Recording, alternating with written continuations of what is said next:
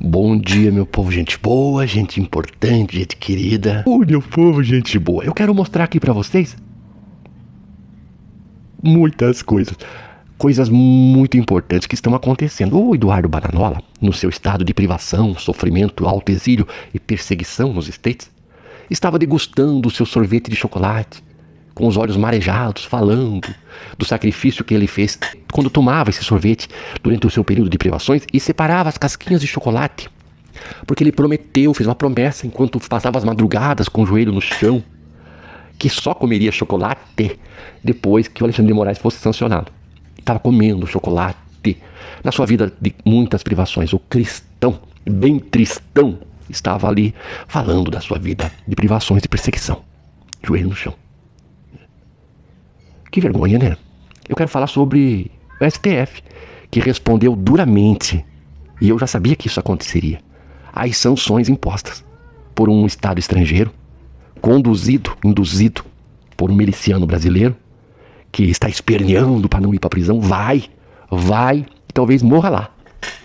Que é o destino de todo vagabundo. Ele não quer ser preso, não cometa crime. É simples assim. Estão tentando obstruir a justiça. E vão se dar muito mal. O Eduardo Bananinha, você acabou. Você... E agradeça a teu pai, o miliciano vagabundo que te colocou nessa. Vai lá, meu filho, a gente volta ao poder e eu vou te dar um cargo de ministro. Eu vou fazer de você meu sucessor. Vai lá, meu filho, me livra da prisão, que eu te garanto, milhões não faltam. A gente pede Pix, eu te mando milhões pra você, tá? E você vive muito bem aí nos Estados Unidos, mas fala com o Trump o dia inteiro, com os radicais, deputados radicais da extrema-direita. Vamos fazer um complô, vamos quebrar o Brasil, que aí eu volto e você vai se dar muito bem, meu filho. Você é o meu sucessor. Você é o que mais se parece comigo, que tem mais esse jeitão de bandido. Você porque você jogou fora a sua vida. Você vai ser preso. Trump não vai ser presidente a vida toda. Talvez nem cumpra o mandato todo. Porque ele está quebrando os Estados Unidos. E quando o empresariado que bancou o Trump começar a sentir no bolso, ele pula que nem pipoca. E aí você vai ser deportado como bom vagabundo que é. Não como os trabalhadores que são deportados dos Estados Unidos e humilhados. Não. Aqueles trabalhadores são injustiçados. Agora você é um vagabundo, inútil. E o que é teu tá guardado. Fica tranquilo, tá? A tua hora vai chegar. A justiça brasileira não vai se curvar à chantagem e às táticas milicianas de vocês. Gente, o assunto é muito importante. Eu peço que você se inscreva no canal. Você não se inscreveu ainda no canal, por quê? Vocês são tão legal, vem pra cá, vem pra perto. Sinta-se abraçado por nós. E se você quiser fazer parte disso, participar mais ativamente, chegar mais pertinho mesmo, conhecer nossa vida, venha pro clube de membros, faça parte desse clube de membros, esteja com a gente, participe do nosso grupo no WhatsApp, para você receber em primeira mão os nossos vídeos, para que você ajude-nos a engajar o nosso canal, né?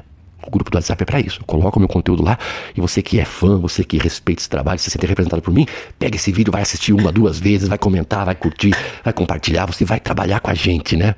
É isso e para isso que existe o grupo. Eu vou colocar o link do nosso grupo no primeiro comentário fixado. E lá também vou colocar a nossa chave Pix, para que você que se sente representado, acredita nesse canal, acredita neste que vos fala, possa ajudar a manter o canal.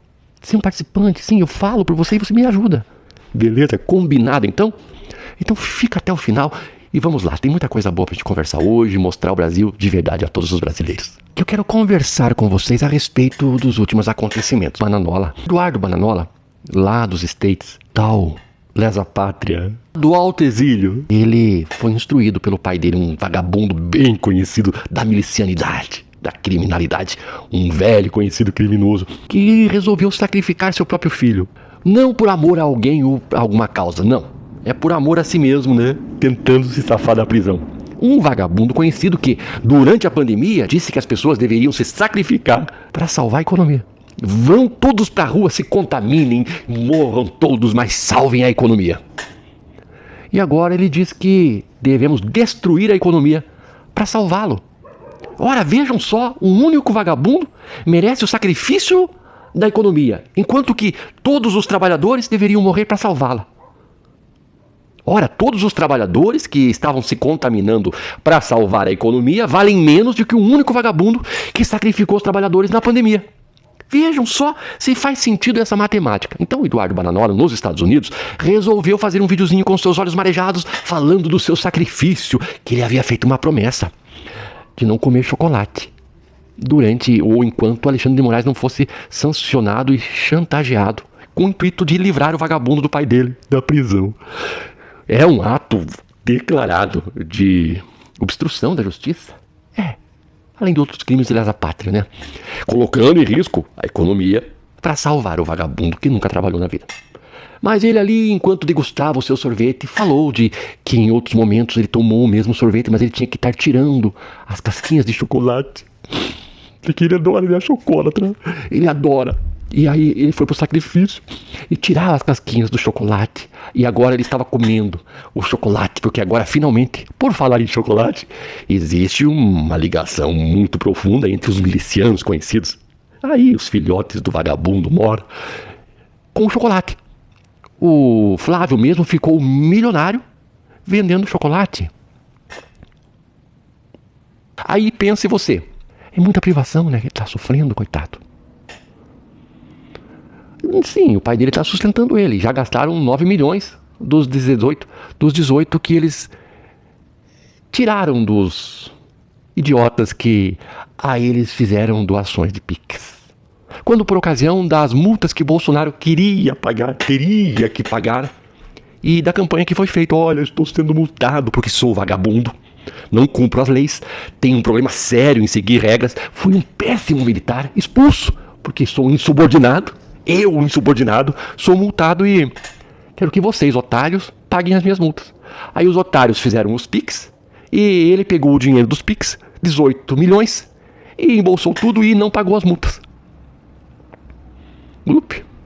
Aí, desses 18 milhões, já se gastou 7 milhões, se eu não me engano. Porque só tem 9. Só tem 9 milhões ainda na conta. Tanto que o sanfoneiro, aquele bandido que está preso, ele disse que tinha que fazer uma nova campanha, porque só restavam 9 milhões.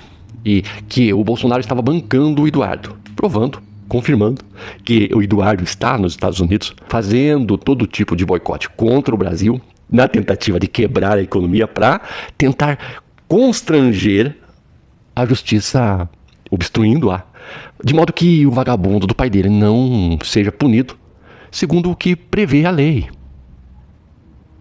Ele sugere que a justiça não faça a justiça, descumpra a lei para salvar o vagabundo do pai dele, que foi o grande responsável por mais de 700 mil mortes na pandemia, porque sacrificou o povo em nome da economia, que ele muito mal, porcamente fez gestão durante o governo dele, que na verdade gestão não fez, porque quem controlou, roubou, saqueou, pilhou a economia foi o Paulo Guedes. Um merda. Um bosta. Mas deixando o bosta pra lá e as merdas de lado, vamos mostrar aqui a fala do nosso amigo Xandão, no exercício pleno das suas atividades, quando ele narra a realidade brasileira diante dessa situação. Caceta. Mas porra, sararaia. Ai que saco, vou ter que voltar de novo. Tava no Bluetooth, acredita no Bluetooth. Aí não tem condições, né? Vou ter que voltar um pouquinho, né? Será responsabilizado. Será integralmente responsabilizado. E na mais característica criminosa dessa verdadeira organização miliciana, que merda. Fazem as postagens, dizem, ainda bem, caso você aceite a torpe equação. Acham que estão lidando com pessoas da laia deles. Acham que estão lidando também com milicianos. Mas não estão. Estão lidando com ministros da Suprema Corte Brasileira. Engana-se. Essa organização criminosa, ao esperar que a permanência e continuidade dessa torpe coação possa, de alguma forma, gerar uma covarde rendição dos poderes constituídos brasileiros. Engana-se. Essa organização criminosa miliciana e aqueles brasileiros escondidos e foragidos no território nacional, engana-se. Em esperar fraqueza institucional ou debilidade democrática. As instituições brasileiras são fortes e sólidas. E seus integrantes, principalmente aqui no Supremo Tribunal Federal, os integrantes foram forjados no mais puro espírito democrático da Constituição de 1988. Aplaudo de pé. E aí, vocês acham que eles estão com medo? Eu também aplaudo porque ele narrou o que de fato é. Quando Bolsonaro foi eleito, a milícia chegou ao poder. E ele agiu como um miliciano, porque é o modo de operação dele enquanto miliciano que sempre foi. Ele agiu dessa forma com a BIM paralela, com medicina paralela, com investigações paralelas, com governo paralelo. Tudo é marginal, tudo é pelas beiradas, violando as leis, tudo é alterando o curso natural do direito, tudo é um atentado contra o Estado democrático de direito. A tentativa de golpe sempre se deu, desde quando e mesmo quando ele era o presidente, porque não agia, nunca jamais trabalhou dentro das regras do Estado democrático de direito. Eu peço que você dê uma olhadinha com carinho. Nos meus vídeos anteriores eu fiz um vídeo falando a respeito do Estado, que é regulado por leis, da importância dos freios e contrapesos e por que as pessoas podem fazer tudo o que a lei não proíbe e o Estado só pode fazer o que a lei manda. Cada ação do Estado é dirigida por leis. Por isso existe um Congresso Nacional votando projetos, porque os projetos precisam virar lei para que sejam implementados. É uma forma de proteger o cidadão da força esmagadora do Estado, que tem o monopólio da violência. Só o Estado pode usar forças armadas ou polícias para prender o cidadão e jogá-lo definitivamente em um buraco. Por isso que tem que ter leis para dizer ao Estado o que ele pode e o que não pode fazer. Por isso que o Estado não faz nada que não esteja previsto em leis. Veja o meu vídeo anterior. Agora, Bolsonaro, mostrando seu instinto, sua natureza golpista, sempre trabalhou na marginalidade. Era o presidente mesmo tendo a máquina na mão. Por hábito, por força do caráter, se organizava na marginalidade. Era com médicos negacionistas, que eram os consultores imediatos dele. Por isso que ele perseguia, atacava as recomendações da OMS, Organização Mundial da Saúde. Ele rechaçava as medidas de contenção do vírus, perseguia a vacina e propagandeava medicamento falso. Pra você ter uma ideia, ele era assessorado por um grupo de médicos negacionistas que defendiam que um remédio para protozoário e outro medicamento usado para combater vermes, associado a um antibiótico indicado para bactéria, um remédio para vermes, para protozoário e antibiótico para bactéria, no tal do kit Covid, eram suficientes para vencer um protozoário, um verme, uma bactéria? Não, gente, você errou! Errou! Para combater um vírus. Gente, médicos negacionistas eram os consultores. Então havia o Ministério da Saúde, onde ele colocou o militar da logística, porque ele não tinha interesse de que houvesse ciência no controle do Ministério da Saúde, num momento definitivo do Brasil, um momento terrível, uma pandemia mortal, que matava as pessoas da forma mais sofrida e cruel. As pessoas morriam. Elas morriam sem ar. Neste momento triste da história brasileira, ele estava lá, incentivando a aglomeração, fazendo aquelas ridículas passeatas, motociatas, com aquele bando de idiotas naquelas motos, em prol de si mesmo. Em prol de si mesmo, tudo foi em prol de si mesmo. É um sujeitinho desprezível que só olha para si mesmo e diz: meu filho, vai para os Estados Unidos, você vai acabar com a sua vida, com a sua carreira, mas eu banco você lá, para que você traga para o Brasil todo tipo de prejuízo econômico, para me salvar. O governo dele era para a população se sacrificar para salvar a economia. Agora, vamos sacrificar a economia para me salvar. Este tipo egoísta, imprestável, foi o presidente do Brasil e é defendido por alguns. E eu aqui quero fazer um alerta. O Supremo Tribunal pode não ser perfeito. E eu concordo que são ministros indicados politicamente, que o ideal é que fossem concursados. Eu sou desta opinião, os melhores, entende? Da sociedade. E não só uma análise técnica, mas uma análise moral, ética do cidadão. Ele tem que passar pelo crivo de um sistema que faça uma peneira, não nos moldes do que se viu muito no Brasil varonil, do jeitinho, né? Que às vezes algum juiz, a gente conhece algumas aves que chegaram lá, que passaram em concurso para juiz federal, mas que, ao meu ver, pelo alto índice de analfabetismo do indivíduo e pela incapacidade do próprio indivíduo de articular um discurso e de escrever, não consegue escrever, quanto mais ler, passou em concurso, virou juiz e virou um auxiliar da milícia. Me dá a impressão que a milícia colocou o juiz lá.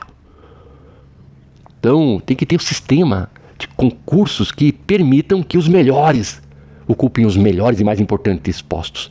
Mas é claro, nós temos isso, é isso que nós temos. E nós temos que defender isto que nós temos, porque é isso que está salvando a nossa democracia. É o Alexandre de Moraes, indicado do Drácula, que está travando essa luta contra a milícia, contra a safadeza, contra a marginalidade, contra os corruptos que não respeitam o trabalho do trabalhador. Morram e salvem a economia. Agora vamos sacrificar o seu emprego para salvar a economia. Vamos sacrificar o seu emprego para me salvar. Salvar aquele que disse morram e salvem a economia. Eu mostrei o Xandão já? Meu Deus, eu mostrei já? Não sei se eu mostrei, mas enfim. Se eu não mostrei, eu não vou mostrar. Fato é que o STF não vai se curvar. Meu alerta. Tem muito advogado que está muito infeliz. Porque está acostumado a lidar com a lei com os recursos possíveis e cabíveis e infindáveis, infinitos. E que vê nesta ação contra Bolsonaro um juiz que vai fechando as brechas durante a condução do processo. E ele percebe, puxa vida, eu que não quero saber de lei, quero saber de brechas, estou tendo agora que estudar leis porque as brechas estão sendo fechadas. O que será de mim? Oh, pobre de mim. É importante, porque eu vi que aqui em Curitiba vai ter um encontro, uma palestra com advogados para falar sobre o Supremo Tribunal. Ajudem a salvar o Supremo Tribunal. Não se associem com os milicianos, com aqueles que querem entregar o Brasil, que querem que a corte se dobre aos interesses de um vagabundo norte-americano.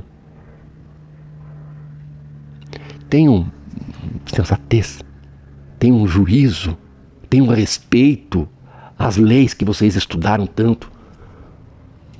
Respeitem a Constituição, que é a base de toda e qualquer lei. Respeitem o STF, porque sem o STF vigiando a Constituição, este Congresso Nacional de merda vai aprovar leis inconstitucionais. Vai aprovar leis, vão aprovar leis inconstitucionais. Tem que ter um STF defendendo a Constituição, subordinada a esta, para verificar a constitucionalidade das leis que são votadas.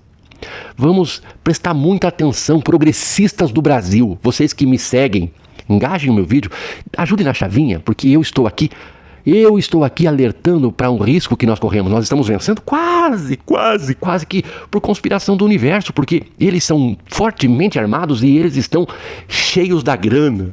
Eles bancam Eduardo Bolsonaro para tomar o seu sorvetinho separando o chocolate.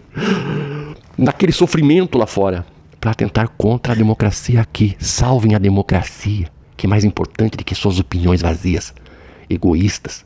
Eu alerto que a gente precisa reeleger o Lula, não porque é o Lula, mas porque Lula é o único candidato.